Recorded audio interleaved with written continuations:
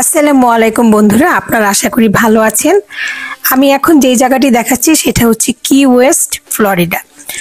আমরা আসলে মায়ামির এটা হচ্ছে শেষ প্রান্তে।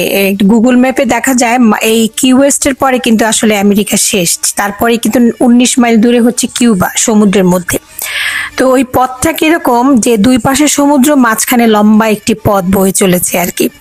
আর সেই পথ দিয়ে যেতে যেতে অনেক সৌন্দর্য উপভোগ করা যায়। দুই পাশে নারিকেল গাছ, তারপরে সুন্দর রাস্তা, মাঝে মাঝে থেমে পানির কাছে যাওয়া যায়।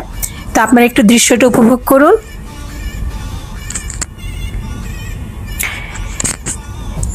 নীলাকাশ, নীল পানি, সে জায়গায় কোকোনাট, আসলে এটা অসাধারণ। এই দৃশ্য আসলে আমেরিকায় দেখা যায় না।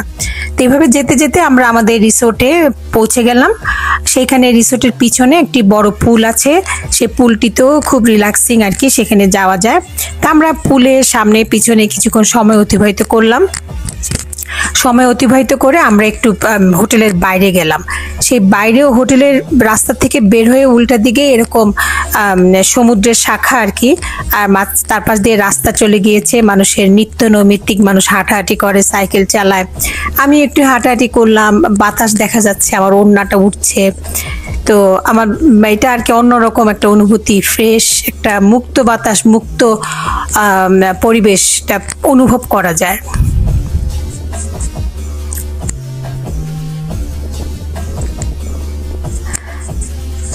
তারপর আমরা হোটেলতে হচ্ছে ডাউনটাউন থেকে, কি ওয়েস্ট ডাউনটাউন থেকে একটু দূরে, ওখানে শাটেল আছে। হোটেল থেকে ওরা শাটেল করে গেস্টদেরকে ওই শহরে নিয়ে যায়। তার কারণ এখানে পার্কিং এ মনে হয় হ্যাসেল আছে।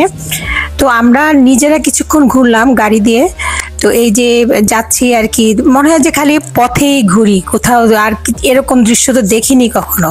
তারপরে যে পানির কাছে একটু গেলাম, মনে হয় যে পুকুরের মতো, আবার কিছু জায়গায় মনে হয় যে সেই সমুদ্র নদী একসাথে মিশে গিয়েছে। এক অসাধারণ আর কি, যে এক এক সময় এক এক রং।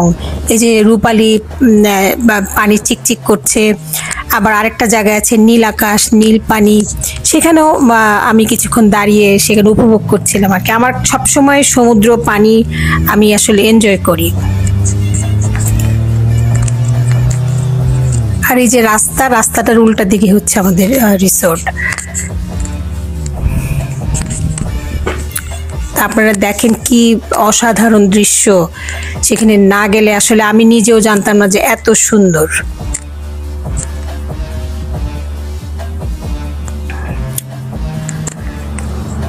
যেদিকে তাকায় সেদিকেই সুন্দর।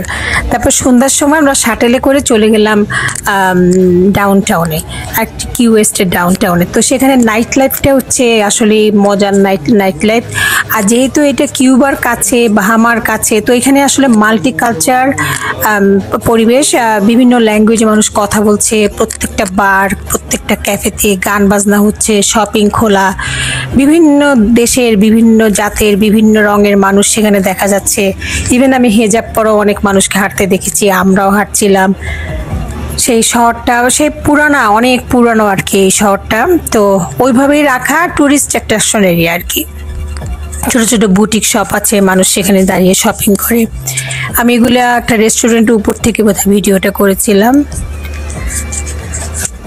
তো মায়ামি বা অথবা কি ওয়েস্টে আসলে তো সি ফুডটা খেতেই হবে, যেহেতু এটা সমুদ্রের পাড়ে, সি ফুডের জন্য বিখ্যাত। তো আমরা একটা সি ফুড রেস্টুরেন্ট খুঁজছিলাম। তো অবশেষে পেয়ে গেলাম একটা রেস্টুরেন্ট। সেখানে গেলাম আমরা। আমাদের মিক্সড, মানে রাইস, শ্রিম্প, ভেজিটেবল, এই যে খাবারটা অর্ডার দিলাম। তো অনেকক্ষণ অপেক্ষার পরে খাবার চলে এলো আর কি। একটা পলিথিনের ভিতরে করে তরকারি দেয় যাতে করে গরম থাকে আর কি। তো ওইখানে বলা যায় বেশ অনেক সময় অতিবাহিত করে তারপরে মনে শেষ হয়। আবার শাটলের জন্য ওয়েট করতে হবে, তো সেখানে আবার একটা টাইম আছে। তো আমরাও সবার মতো হাঁটছিলাম। এই যে গান বাজছে বিভিন্ন বার থেকে। এখানে হচ্ছে কেউ কাউকে কিছু বলে না, এনজয় করো, enjoy your life kind of.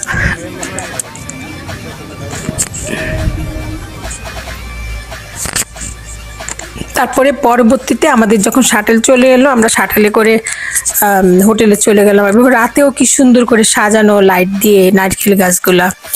তো পরদিন আমরা নাস্তা খেয়ে বের হয়ে গেলাম আমরা নিজেদের মতো শহরটা দেখার জন্য।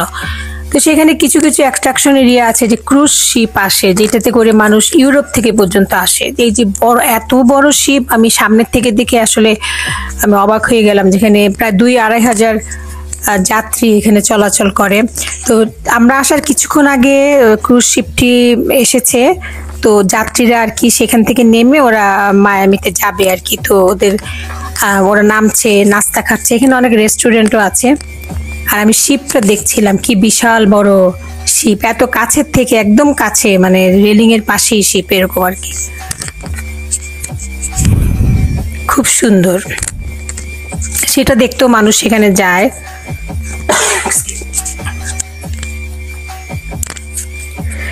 তারপরে গেলাম, যেটা ইন্টারেস্টিং সেটা হচ্ছে এটা বলা যায় আমেরিকার 0 পয়েন্ট।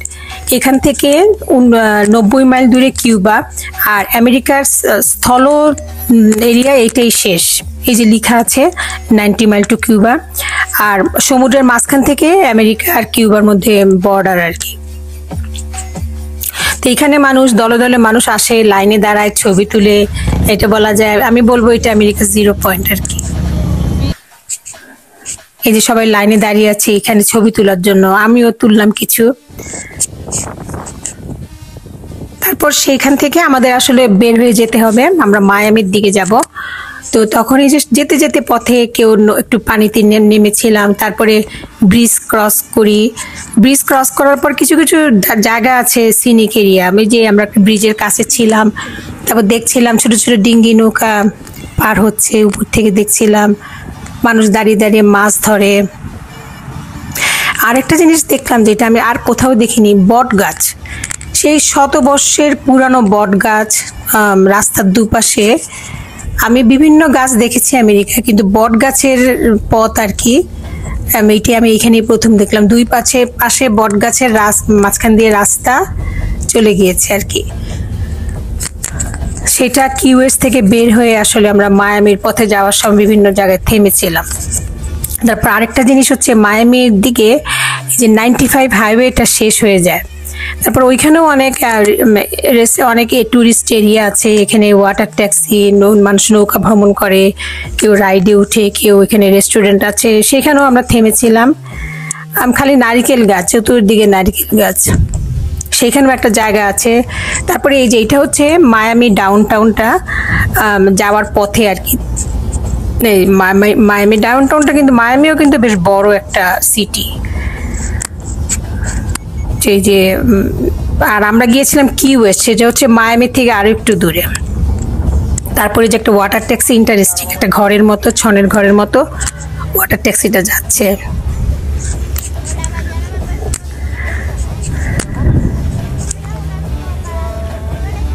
খুব সুন্দর। তারপরে এই তো এইভাবেই আমাদের দিন শেষ হয়ে গেল সেই দিন। Please subscribe my channel and thank you for watching me. আল্লাহ হাফেজ।